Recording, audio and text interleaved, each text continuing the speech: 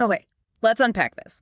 We're doing a deep dive today into some material that uses, well, a pretty bizarre example. We're talking about radioactive shrimps. Yeah, it certainly grabs your attention. It does, and the sources use this specific contamination incident as a sort of critical window into the whole global trade system. So our mission today isn't just about the scandal itself. It's really to analyze the core argument behind it. Which is? Which is that these shocking food safety failures, they're not random accidents. The argument is they're actually reliable symptoms. Symptoms of a deeper problem. Exactly. Symptoms of, well, what the source calls a systemic sickness. Basically, the idea that capitalism, or at least this version of it, prioritizes profit over, well, human life. It's a very pointed critique. And what really jumps out, I think, is how quickly the analysis moves beyond the seafood. Right. It focuses almost immediately on the pattern, the sort of procedural thing that happens every time there's a contamination event. I mean, think about it. Some shocking discovery hits the news, could be a recall, a hidden chemical, or, in this case, it's something truly alarming like radioactivity. So what happens next? Well, that's the thing. There's the initial panic, right? The public is understandably upset, demanding answers. Then you see the authorities step in.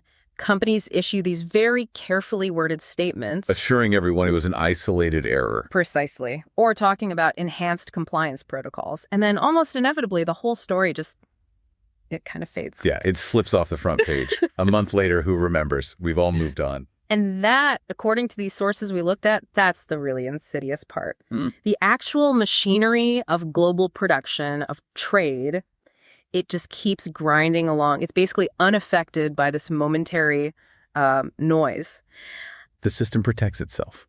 It makes sure the underlying economic logic, the drive for profit, stays completely untouched. And this repetition, this pattern, is really key to the whole critique. Because if the pattern of scandal response forget is predictable, then the cause must be structural, right? Not just some random one-off accident. Which brings us right to the core mechanism the sources say drives this whole cycle. One source calls it, pretty bluntly, the invisible poison of profit. Sounds almost too simple, maybe. But the argument is that the systemic failure boils down to one basic equation that governs global business. Okay, what's the equation? Reduce costs relentlessly. Increase output exponentially, and therefore maximize margins. Is the source really saying every decision, regardless of the moral side of things, flows from that? They absolutely are. And the crucial point they make is that this isn't just, a suggestion. It's presented as the central organizing principle. So if the whole system is optimized purely for financial return, then everything else has to take a back seat. By definition, yeah. Things like ethical oversight, environmental sustainability, even basic food safety checks, they become secondary or maybe even tertiary. I mean, if the company figures out it can shave, say, 10% off the cost of producing 10 million pounds of shrimp by cutting corners. Like sourcing from farms that aren't properly monitored? Yeah. Or using cheaper, maybe faster processing? Exactly. The structure of the current system, according to this critique, basically dictates that they will pursue that option. Because the incentive is overwhelmingly towards lower cost, higher margin. But hang on, don't we have regulations? Safety nets, compliance agencies, all that stuff designed specifically to stop those kinds of corner cutting. How does the critique deal with the argument that maybe we just need, better enforcement, not a whole new system? It dismisses that pretty much entirely. The source seems to view contamination and these failures not as accidents that happen despite the system, but as necessary inevitabilities because of the system. Yeah. The incentives, they argue, are fundamentally broken from the start. How so? Well, why would a company invest millions in, say, preventative safety measures that eat into their margins when the potential fine for a breach, well, it's often just calculated as a manageable business expense? Sort of like a cost of doing business. Exactly. In this framework, the risk of poisoning consumers is effectively just absorbed into the business model. It's factored in. Wow. That reframing from accident to inevitability, that's pretty chilling. It is. It completely changes how you might look at something like a product recall. Makes it sound less like a mistake and more like an expected outcome. It does. And that idea is kind of strengthened by things like limited liability laws, right? What do you mean? Well, the people making the big systemic decisions, they rarely face the personal physical consequences if something goes wrong. The company, the financial entity, pays the fine. But the consumer, they bear the health risk. That separation, according to this critique, basically institutionalizes negligence. It makes it easier. Okay, so let's connect this to global trade. Because we do celebrate the sort of triumph of globalization, don't we? We see all the abundance on our shelves, this incredible variety. Shrimp from Indonesia, maybe rice from India, beef from Brazil, spices blended from a dozen countries. Right, it looks like connection efficiency. On the surface, yes. But the source material paints a much, much darker picture of this global plate. The critique basically asks us to stop just admiring the variety and start questioning the purpose behind it all. Why is food being shipped thousands and thousands of miles across oceans? And the answer isn't taste or quality. According to this source, absolutely not. They're unambiguous. It's not because Indonesian shrimp is inherently healthier than, say, a local option. It's definitely not because it's safer. It's done solely ruthlessly because it's cheaper. Because it exploits global differences. Exactly. Differences in labor costs, environmental rules, how strictly regulations are enforced or not enforced. So the pure economic logic ends up dictating the geography of where our food comes from, which leads to these incredibly long, complicated supply chains. Precisely. And this is where the language becomes really important.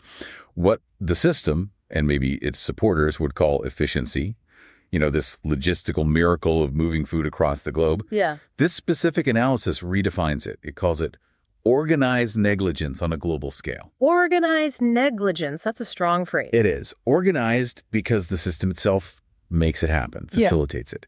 And negligence because that very complexity, those long chains, inherently multiply the points where things can go wrong. It makes meaningful oversight almost impossible. And that difficulty in oversight, that lack of transparency, seems crucial to how these risks stay hidden from us, the consumers. Oh, absolutely. The sources talk about how in this big rush to export, regulations get bent or ignored, or maybe certificates are just falsified, all to keep the product moving, keep the profits flowing. So as the person actually eating the food, you're swallowing a truly incredible amount of hidden risk because it's also opaque. That lack of transparency is like the oxygen that negligence needs to breathe.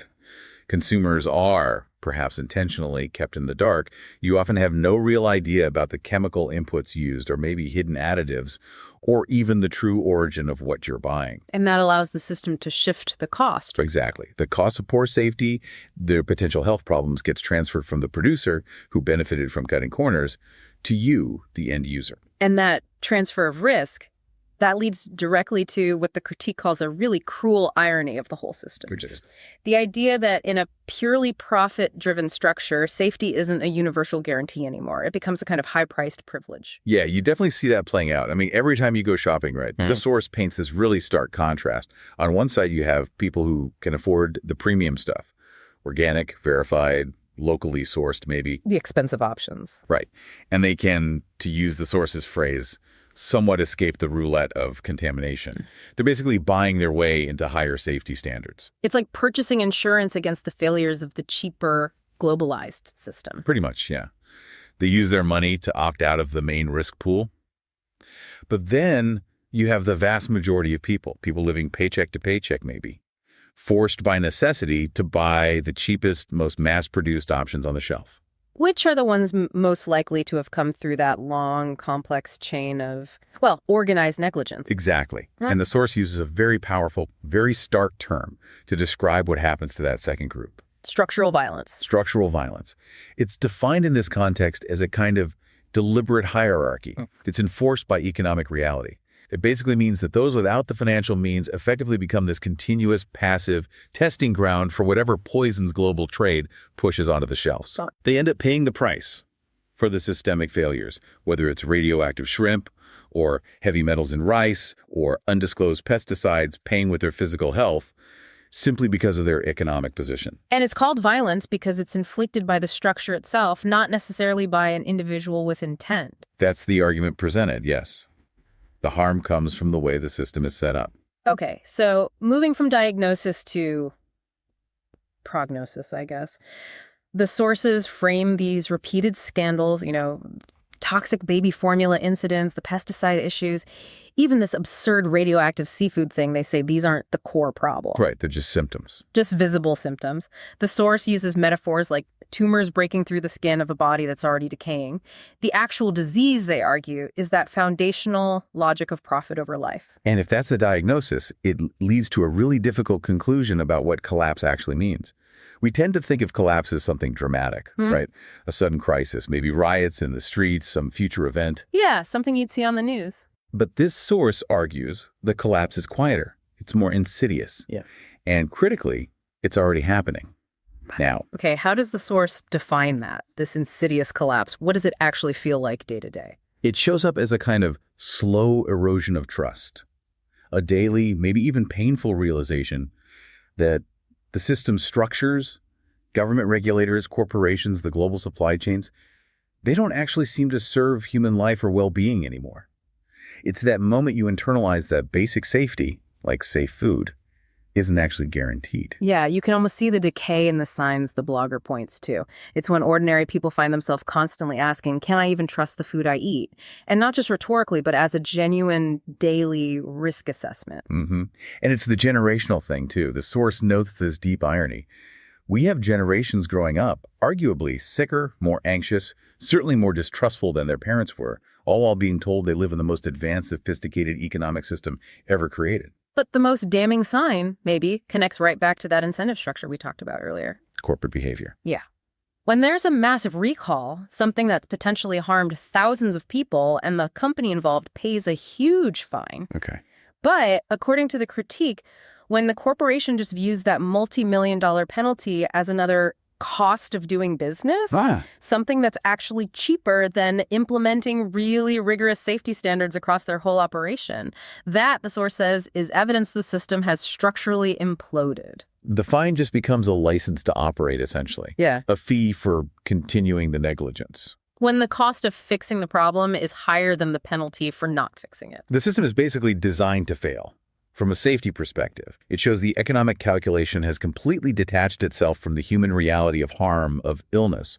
That, the source insists, is collapse already in progress. So if the diagnosis is this, well, this bleak, where does change even begin?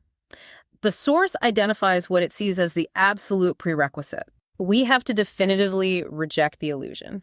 The illusion that profit-driven corporations, which are fundamentally structured around maximizing shareholder value, can ever truly prioritize human well-being above that core financial mandate. So that rejection is the philosophical starting point. Then what? Then the proposed shift is pretty radical. It's about moving towards systems built on collective responsibility, explicitly rejecting private greed as the main engine driving necessities like food production. Okay. The call is for food systems that actually value things like sustainability, community health, verifiable safety over just global speed and maximizing margins. And the ultimate goal, weaving through this analysis, seems to be redefining our basic survival needs, things like food, clean water, physical safety. Yeah, to see them not as commodities, not as things to be bought and sold on a volatile market depending on your income. But as fundamental human rights. Exactly. Rights that need to be protected and shared by everyone equally. And until that big cultural and structural shift happens. The system that gave us the radioactive shrimp, well, it remains perfectly intact, ready for the next scandal. Minor regulatory tweaks, the source basically concludes.